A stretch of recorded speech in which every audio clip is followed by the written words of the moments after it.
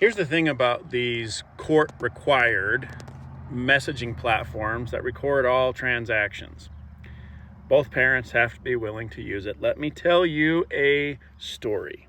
My crazy ex-wife spent a long time arguing in our family court process, demanding that we use our family wizard to communicate back and forth, because initially we were calling each other and then we were texting each other, and then she blocked me from her text messages because she just didn't like what I was saying. It's not that I was saying anything rude or nasty.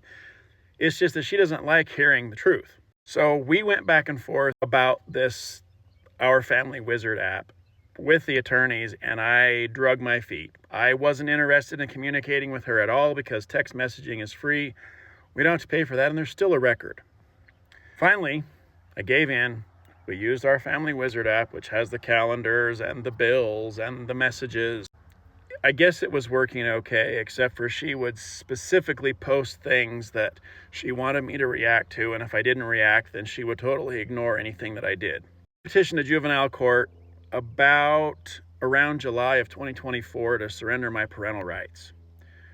By the end of May of 2024, she had stopped using our Family Wizard altogether. And mind you, we were supposed to be communicating back and forth.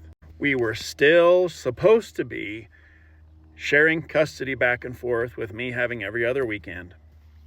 And then all of a sudden, crickets on our Family Wizard. And then the calendar was completely cleared off. And then no more bills were being posted. And the bills that I posted that she owed me for, no response.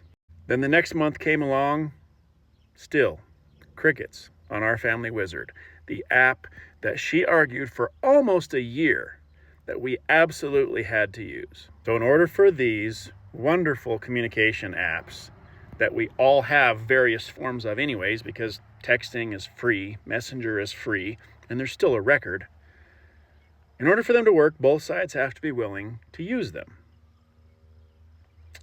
I think it's all bullshit. I think it is all a game, a charade, a waste of time and energy.